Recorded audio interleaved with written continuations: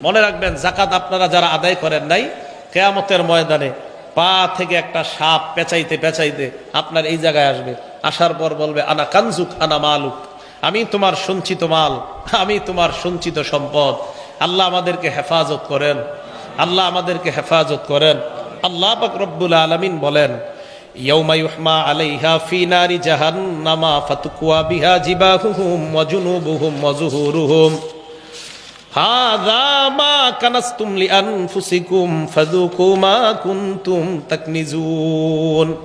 ইয়াউমা ইউহমা আলাইহা ফি নারি জাহান্নাম, যারা স্বর্ণ রূপা জমা করে রাখছে, যাকাত দেয় না, স্বর্ণের যাকাত দেয় না, রূপার যাকাত দেয় না, এই স্বর্ণ আর রূপাগুলাকে ইয়াউমা ইউহমা আলাইহা ফি নারি জাহান্নাম, জাহান্নামের আগুনের মধ্যে গলানো হবে, গলিয়ে এইগুলার মাধ্যমে ছেক দেওয়া হবে।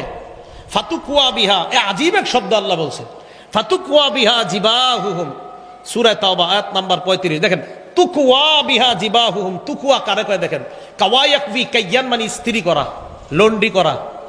এই যে দোকানদার লন্ডি করে না, ইস্ত্রি, আমরা জামা কাপড় দেই না, এই জামা কাপড় যেটা দিয়ে ডলে এটাকে মিকওয়া বলা হয়, মিকওয়া, লন্ড্রি। আল্লাহ বলেন ফাতুকুয়া বিহা, আজীব শব্দ। যে একটু দেখেন তো, আজকে আপনারা ট্রাই করবেন, লন্ডি দোকানে গিয়ে হাতটা রাখবেন আর উনি ওনার স্ত্রী